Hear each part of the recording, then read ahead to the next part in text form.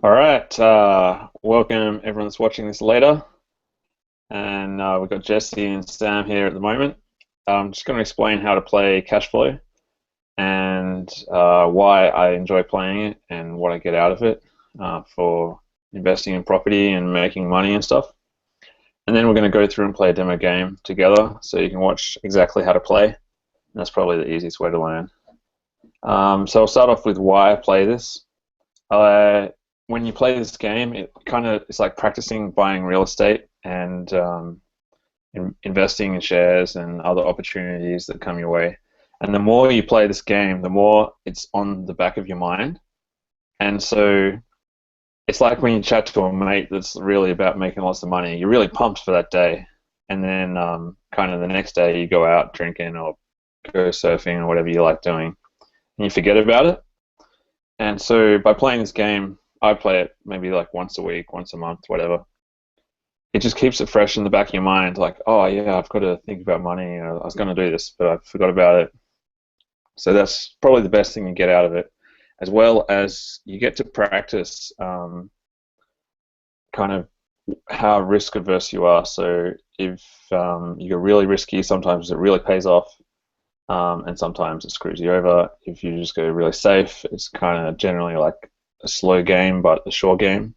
And so the way you play the game is kind of really relates to how you invest in real life.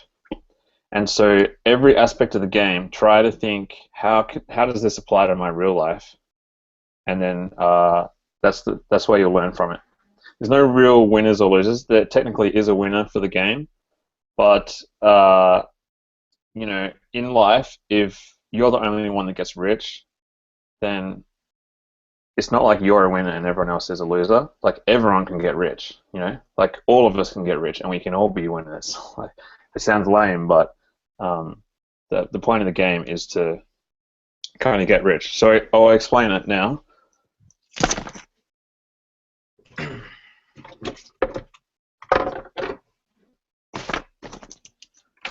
Going to do a little classboard stuff here. If you haven't read Robert Kiyosaki's Rich Dad Poor Dad, I'll have to explain his very fundamental concepts. And so he explains there's 4 ways to make money. He calls this the cash flow quadrant.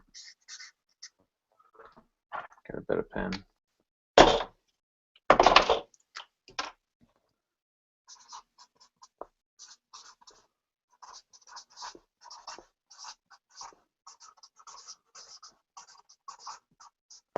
And so where most people are in the employee quadrant.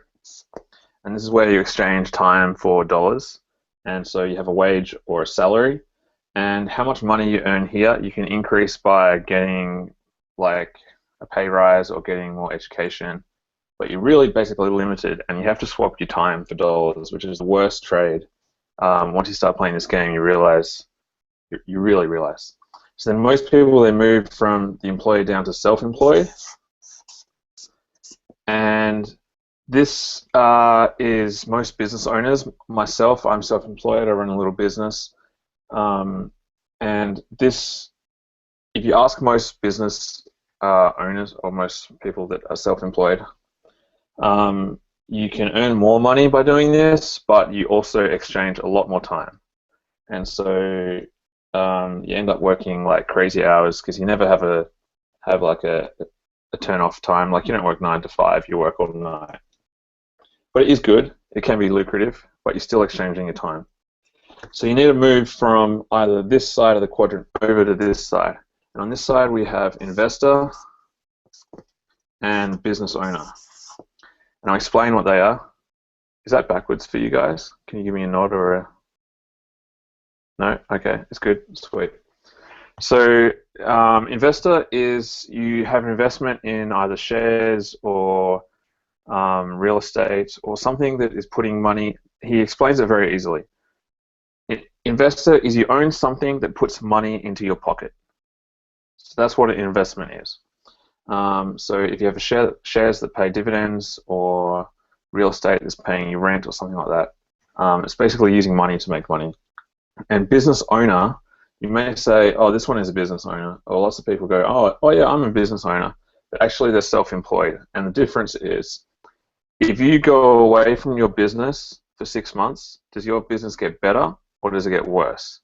If it gets better, then you're a business owner, and so you own it, and it makes money without you, and it's like you're just the owner, and you just get like the paycheck.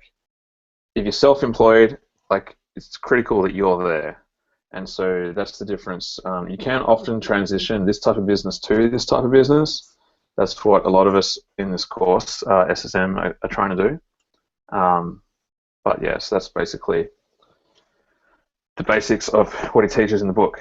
And then the next thing is the point of the game. So you start off in the rat race, and that's where you are working for an income. You have a wage, and you also have expenses. So you have your mortgage, you have your car loan, a credit card loan. You've got to pay your bills like food, petrol.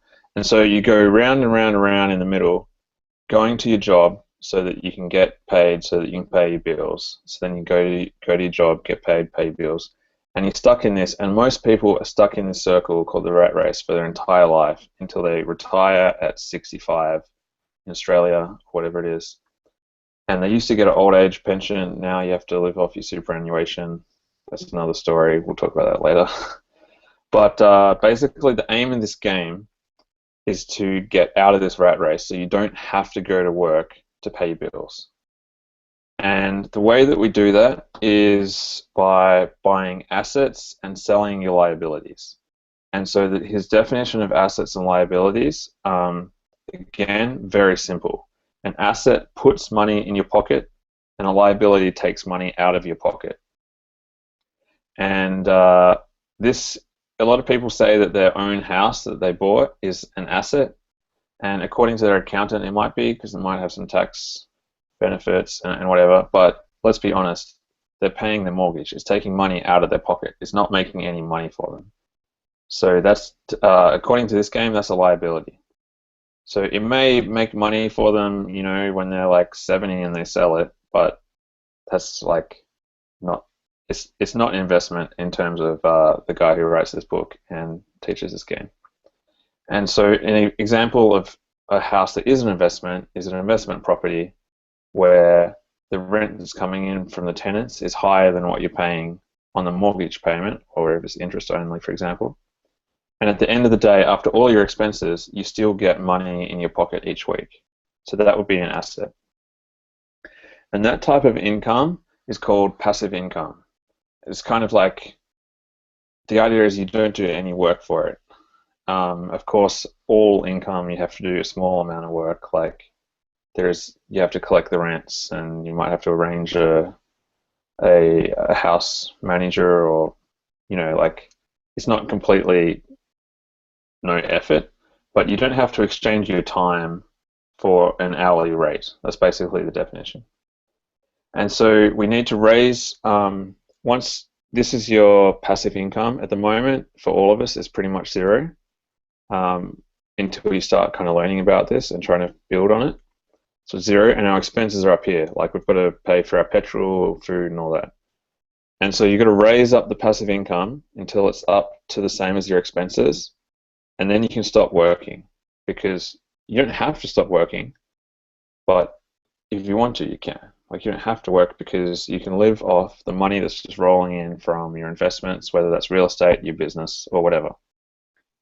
And so you can either buy lots of assets and get your passive income up, or you can lower your expenses and live at a lower level standard of living.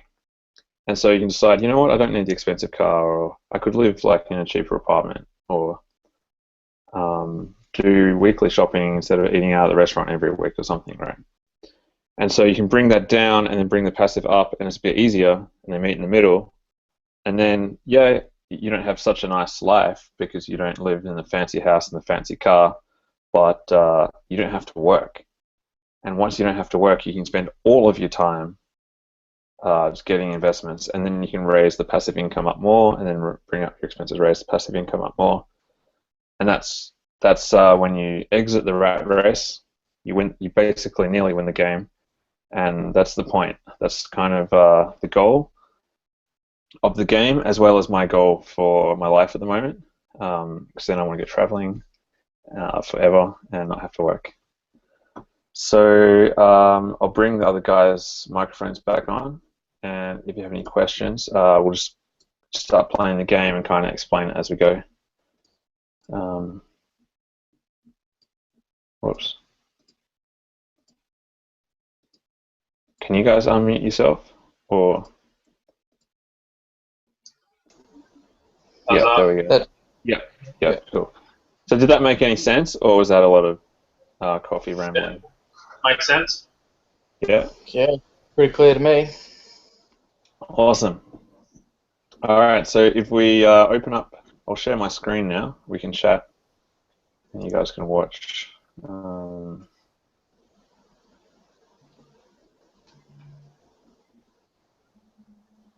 a little bit new to doing all of this.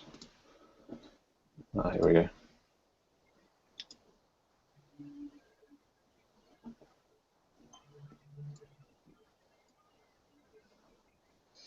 Okay, now you might get, because I'm sharing my screen, you might get a bit of like feedback because you'll hear the sound through like my screen share as well as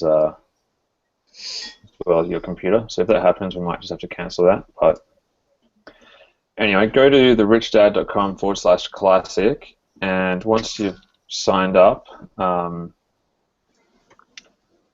to have an account to log in with, you should come up to this screen. So let me know.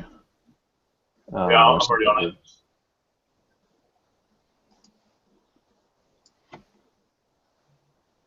So are you guys both at that screen, or you still have to sign up? Yeah, I've already done it. Yeah, I signed up today to that link that you sent me. Are we talking about to get into the Cashflow game?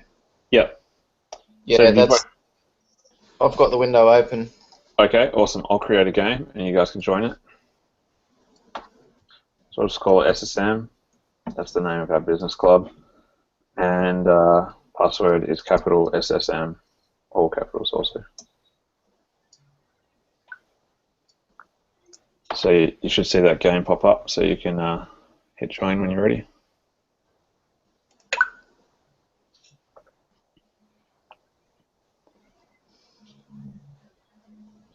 Yep, game's there.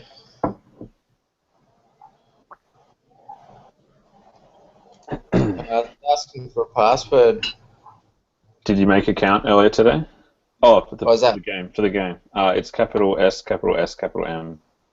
You just mentioned that, didn't you?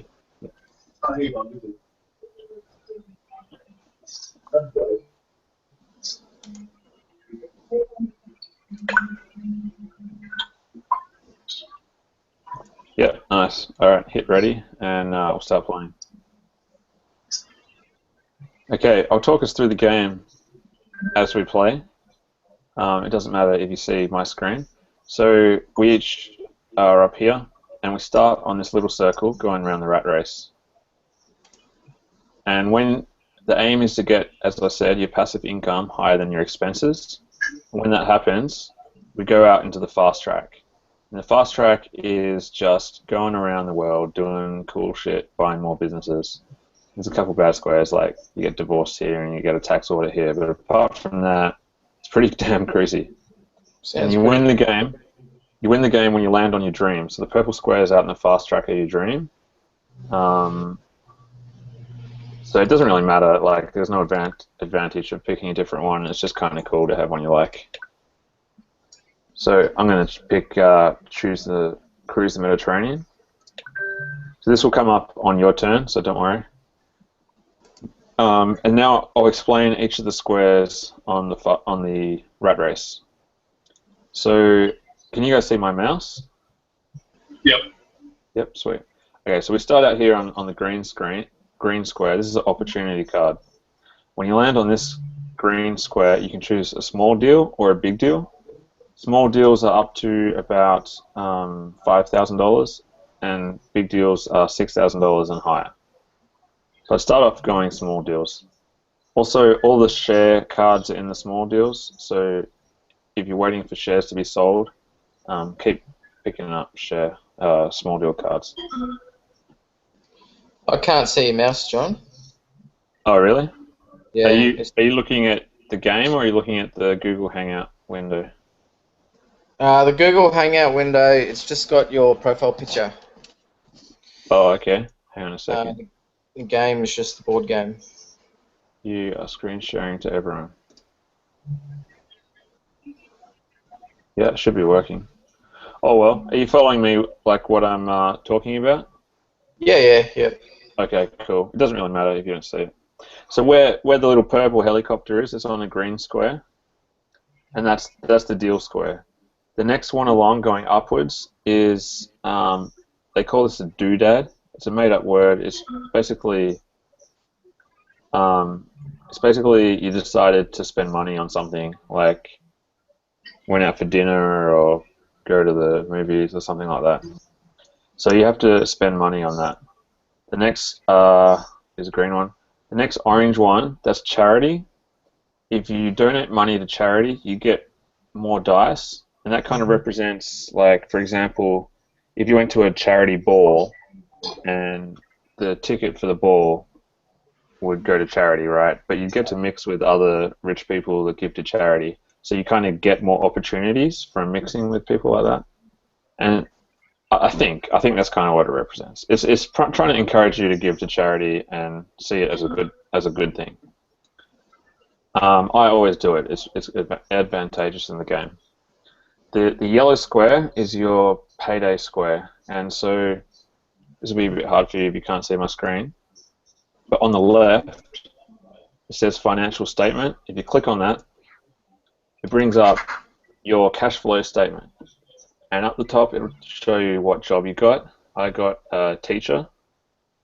And so my salary is, I think I'm about middle of the range. It can range from, the lowest is a janitor, and the highest, I think, is a lawyer or an air pilot or something.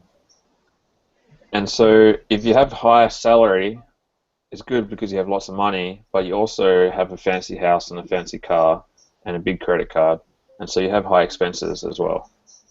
So it doesn't really matter which one you get, but it's interesting to play the game as someone with high income and high expenses, as well as someone else with low income and low expenses. So if you have a look at your own financial statement, and just get familiar with the numbers, the important ones are how much cash you have. That's how much money you have at the moment to do deals with. And then when you do a deal, I'll talk you through them because the numbers are a little bit scary. But basically, you want to work on that passive income and fill up that bar until it's all the way full. So we'll just do a few, and I'll talk you through them. The other squares you've got to look out for. There's a blue square, that's a market card, and that normally you have offers on houses.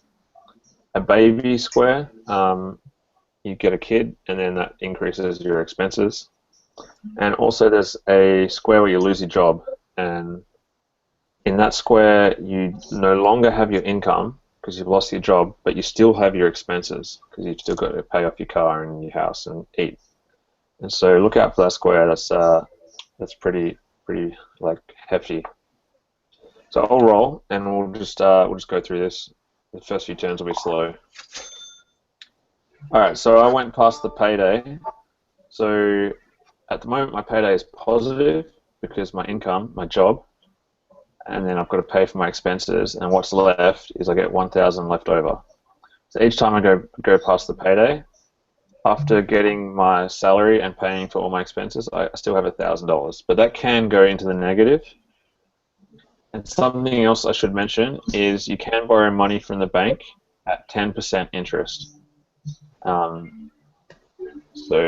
that's if you don't have enough money for a deal, sometimes you can, and you calculate it, you can still borrow money and do the deal.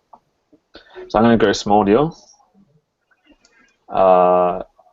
Stock, a share company, and nothing for me because I don't own shares, so that's okay. We'll skip it and we'll keep going.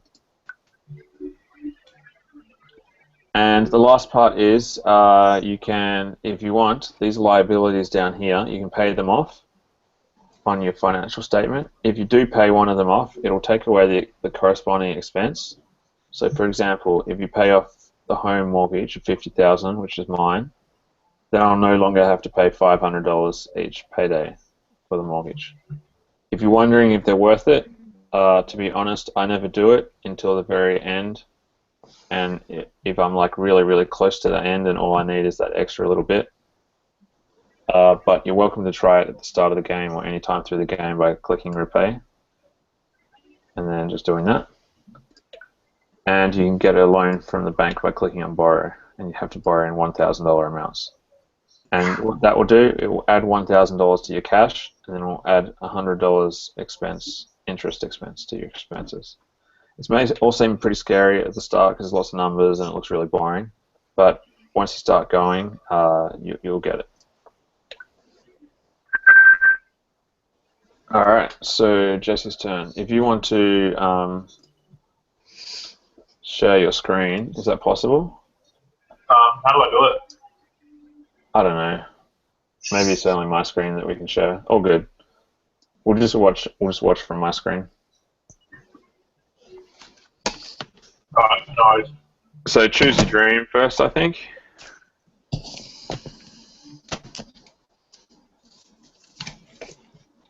Doesn't really matter what you choose at this stage.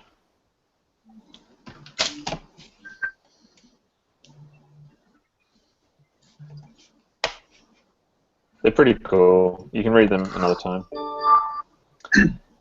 And now have a look at your financial statement and tell us what profession you got. So up the top under income, it will say something salary.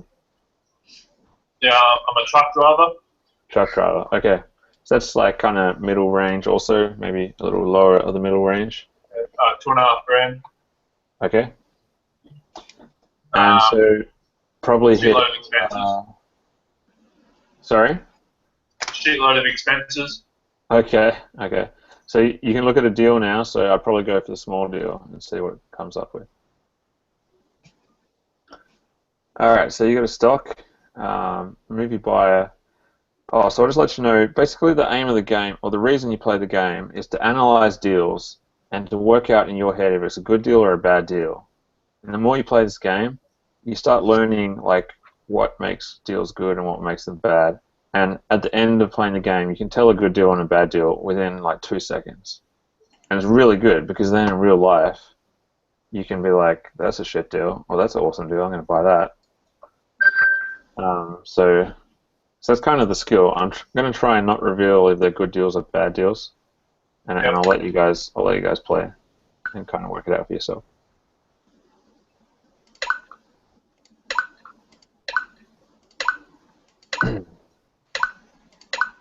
If you have any questions about what any of the numbers mean or any of the, especially on the deal cards, they're a little bit confusing, just ask and I'll explain. No worries.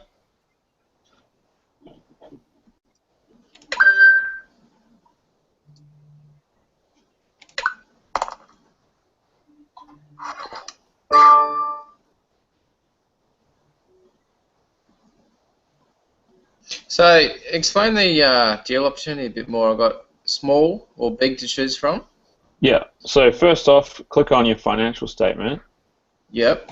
And what up the top under income, it'll have something salary, and tell us what profession you are. I'm a nurse, apparently. Okay, so what's that income a month? 3,100. Okay, so we're all pretty around the middle. And so it'll also say in bold your cash. So how much cash have you got? Savings. 3,580. Okay, so that's how much money you have to play with, as well as you could get a loan if you wanted to.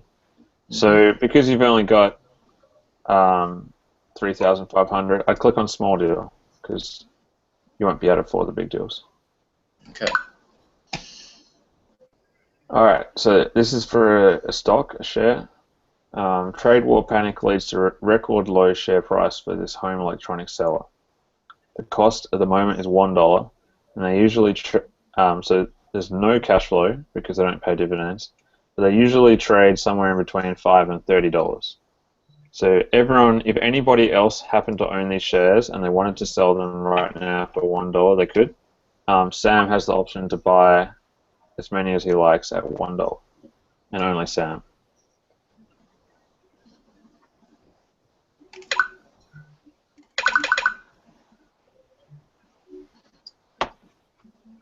Start off small, I think.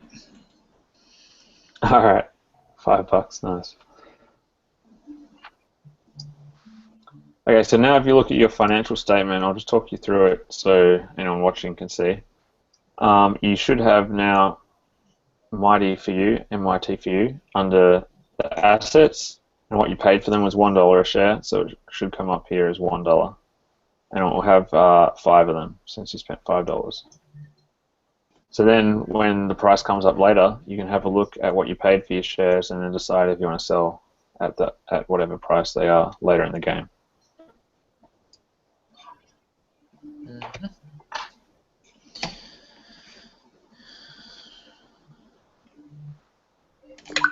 Alright, then once you're done, just hit done or something like that. So I have to select the liability on my statement. Personally, I'd probably just start off knocking off all the small ones and then attack the big one. Okay. Their preferred method, which one we should look at getting rid of first, or? It's kind of playing the game is kind of discovering all these things, especially if you play the game a few times. So, yeah, so if you hit your financial statement and click repay, if you want to repay something off, you have to pay them all off in one go. You can't do partially. You can pay bank loans off partially, but at this stage of the game, we don't have any bank loans. So if you notice, when you paid that off, you probably had like, I don't know how much, you would have got the benefit of $10 or $50 or whatever it was more a month now on your payday. Do you understand how that works? Yeah. Yep, because you don't have to pay the interest on the credit card now or whatever it is that you just paid off. Yeah. I think retail debt is like if you have like a Maya store account or something like that. Okay. I think it's big in America having store accounts at shops. I'm not sure. It's asking me to finish my turn. Yep. You So just my hit. statement. Yep. Yep. Just finish your turn whenever you're done, and then it's back to me. I understand you guys don't really have a perspective of like playing the game, so you don't really know what happens later in the game. That's fine. Like I don't expect you to. But the main skill and the main benefit you get from playing is kind of trying to analyze stuff. And that's kind of true in real life. Like when you start investing, you don't really have a good perspective of what happens in life. So that's why old people are way better investors. Alright, so I got a doodad, and it's my anniversary. I have to pay $200. So now my cash goes down by $200, and that's it. So we should stay single. Don't have kids, basically. That's what this game teaches you.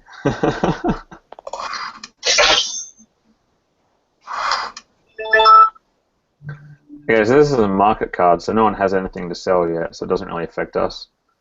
But if anyone happened to already have had a bed and breakfast, they could have sold it for $250,000. So that's just a little bit of perspective there. So once you're done with that, Jesse, that's all you can really do. Nice.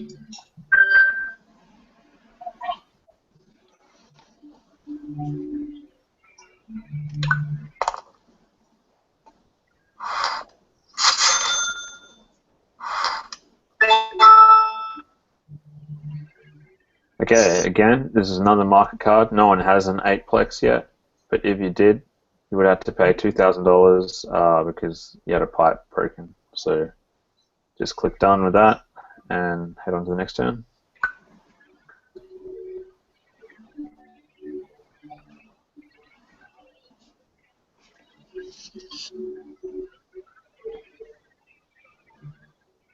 So it just we just seem to be repeating here. The idea is to start knocking off all the loans. Is that right?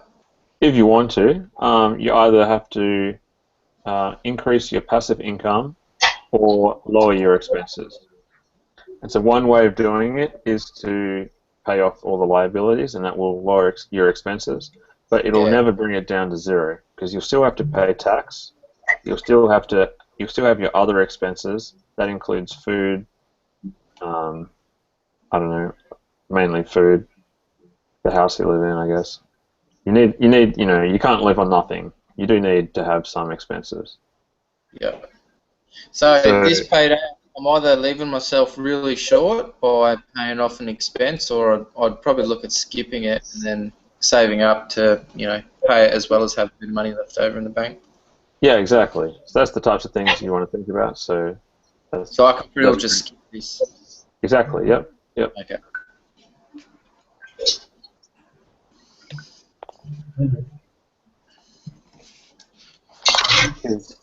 Yeah, you can lose your job, and if you have no money at that point, like you're up to the eyeballs in debt, it really puts you in a hard place.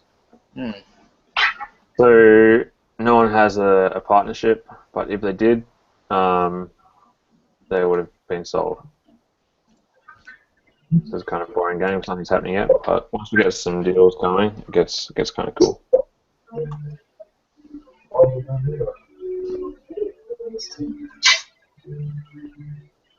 All right, Jesse, your turn.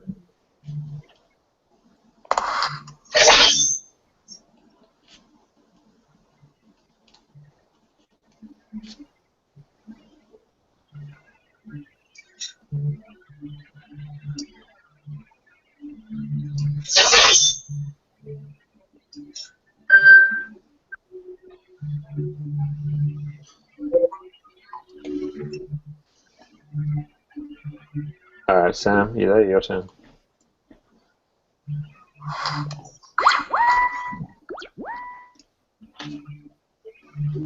So he's got slammed with a doodad.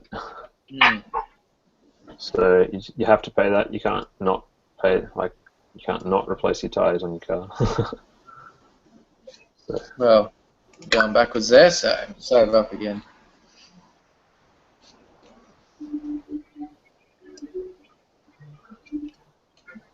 So, if you like, I can do a little opportunity. I'll let you guys play. All right, so this is one of the quite good cards. I'll show you why. You find a great deal. Company bought transferred managers, 3-bedroom, 2-bathroom house. No current tenant. It has been on the market 6 months and it's just been reduced. So this is some manager's house. He had to get out of it, so he has to sell it. It's been on it for 6 months, so he's dropped the price. So the cost is $45,000, and what this represents is this is an American game. This is why the prices are a bit lower than Australia. But the cost of the house is $45,000. The down payment is $2,000. So that means the deposit plus the other expenses like stamp duty and whatever else. And the cash flow is $250. And what this means is that after getting a loan for the $45,000, so because you're putting down the down payment or the deposit of $2,000, you still need to get a mortgage on this property for $43,000. Is everyone following that? Yeah. So the mortgage on this property needs an interest repayment. So the game it doesn't get real super complicated. It just says, all right, so after you've paid off the interest on the mortgage and collected the rent and paid your other expenses on the property, it's still putting $250 in your pocket each turn. Do you understand why that's a pretty good deal? Yep. So if I pay $2,000 now for the deposit on this house, every month, I'm going to get rent, and after I pay off the interest on the mortgage for this house, I'm still going to be left with $250 plus in my pocket. So I'm going to buy this one. Even if I didn't have the money to buy this one, say I've got $3,000 now, say if I had $100 only, I could borrow from the bank $2,000 for the deposit, and that would mean I'd have to pay 10% on that interest, which is $200, and the property is still bringing me in $250. So it'd still be worthwhile for me to purchase this property and get a loan for the deposit. And in real life, you can get loans for deposits. It's not like the standard way of buying a house. Not many people really know this. You can get a second mortgage, or you can get like a private loan from someone else. So yeah, you can effectively buy a house without using any of your money. So anyway, I have the money, so I'm going to use my money to do it. So that's cool. So now on my spreadsheet, up the top here, I've got a 3x2 house and $250 passive income. And you can see my bar has gone up a little bit. Sam, if you can't see my screen, see up the top above my name, John, it's like a little bit of the bar is filled up. Yep. And down the bottom in my assets, it's got 3x2 house. I paid, the cost of it was $45,000, but I now have a liability of $43,000 mortgage. So that's what they call good debt, because yes, it's debt, but it's making me money. So it's not really bad to have that, because I'm still getting $250 in my pocket every turn. So that's basically what you want to do in this game. You want to get more deals like that, and then eventually you don't have to work. So my turn's done. Once you kind of do one of them, you'll be like, oh yeah, I get how this works, and then the rest of the game's pretty easy. So just skip this card. It doesn't affect us. We've had it already.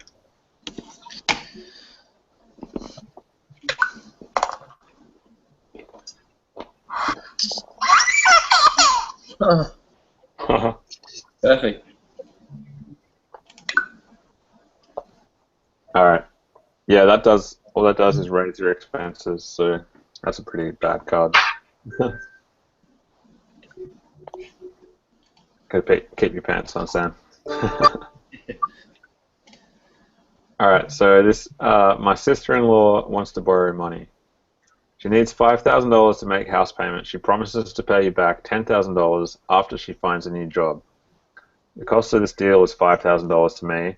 The cash flow is nothing, and I have to pay all of the $5,000 now. Do I want to do this deal? I'm going to pass on this deal.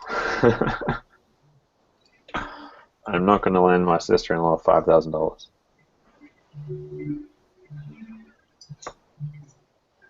It's really funny. He has quite a lot of bad deals in the game, but some people can recognize that they're a bad deal in the game, but then in their real life are making exact deals like that. You know what I mean? So.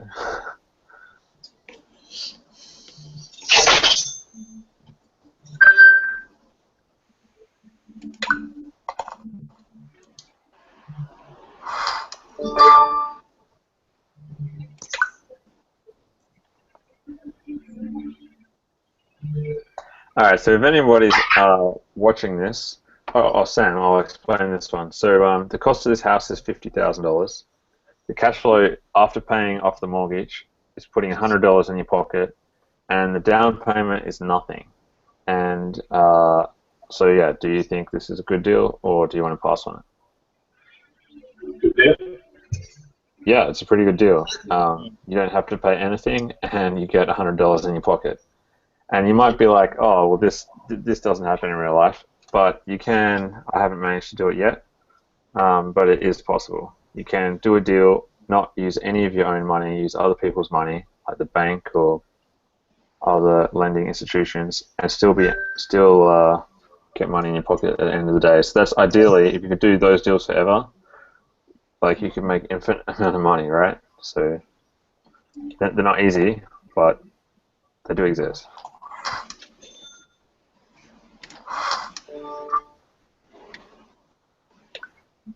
Okay, great. We've got some stocks here. Box office hit by Children's Division causes record share price. Onto Entertainment Co. is now $40, and it normally trades between $10 and $30. So I'm not going to buy them at $40. If anybody else had them, they could have sold them at $40. This may sound pretty obvious. With shares, you want to buy them when they're cheap and sell them when they're expensive.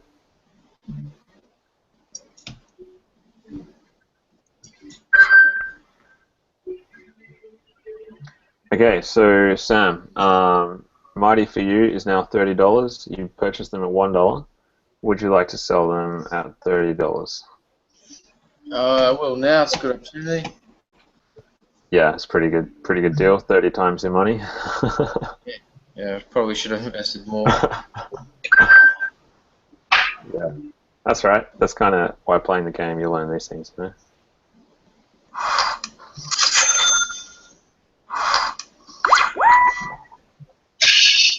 I don't drink coffee. Well, you're hot and your girlfriend does, and you wanted to impress her. Yeah, right.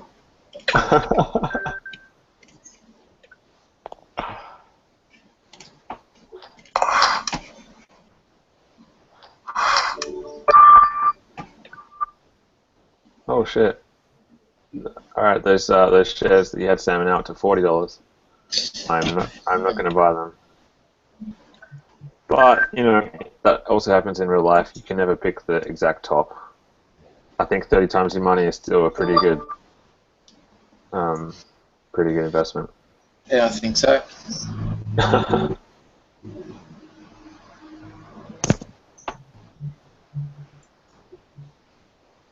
You passed on that one, Jesse. Yeah, that was an accident. Oh, okay. Oh man, Sam, you're getting worse luck.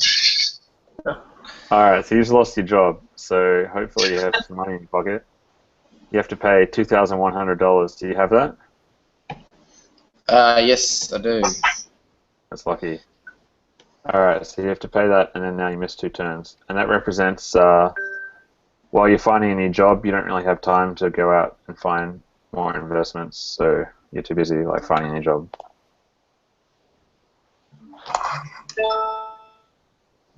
Okay, no one has this, I'll just skip.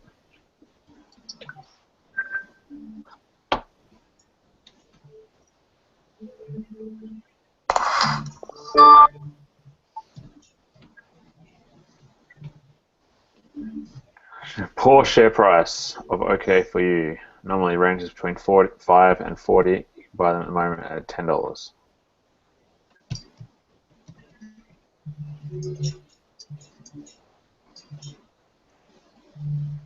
Nice. Alright, I'm just gonna, if anybody has actually watched the recording of this, well done. You've now watched a lot, 40 minutes or something of us talking. So we'll just play out the rest of this game, and I'll stop the recording here. We'll keep playing.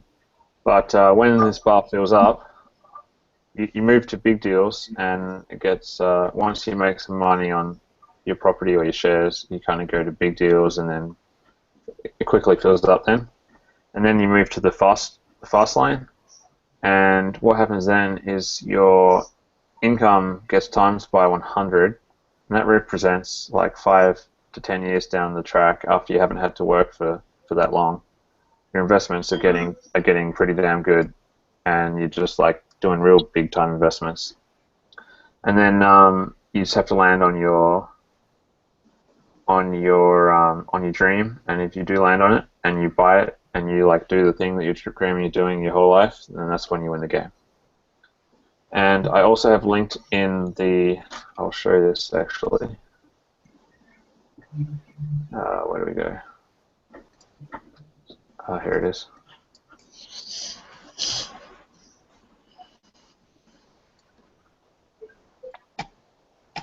All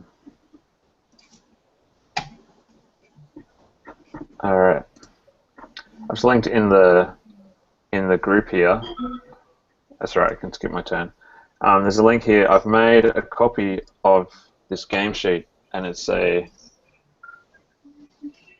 Google sheet, and I've made it to look exactly the same as the game.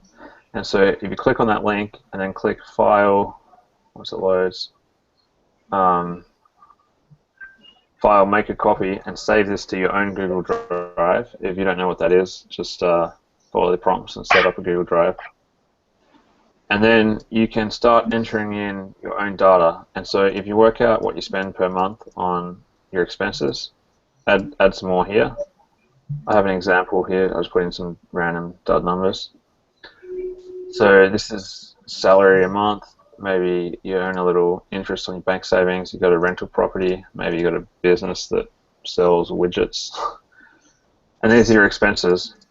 And as you can see, once you start getting passive income, it fills up this bar. I've made all the formulas to fill it up. And it's really good because you can start playing around with it and say, oh, you know what? If I was to get like a cheaper house to live in, and it only cost me $400 a month, I would save, my expenses would be less, and so then I'd be a little bit higher. And I was like, all right, what if I got another property, and that earned me like another $300 a month, and it goes up like this. If vehicle, other, I don't know. You can start playing around with them, and it really helps me. I've now got one investment property settling tomorrow, and I'm working on a few businesses that are bringing in a little bit of money. And yeah, I'm nearly 40 or 50% up through my expenses by living really cheaply. I'm sharing quite a nice place with a couple of friends, and my goal is to get this right up to, this one would be 2,600, 100%, and then you don't have to work, and that's like you live in the dream right then. So yeah, feel free to make a copy of this sheet, and hopefully put in your real life data. So I'll stop the recording now, and we'll just play out this game.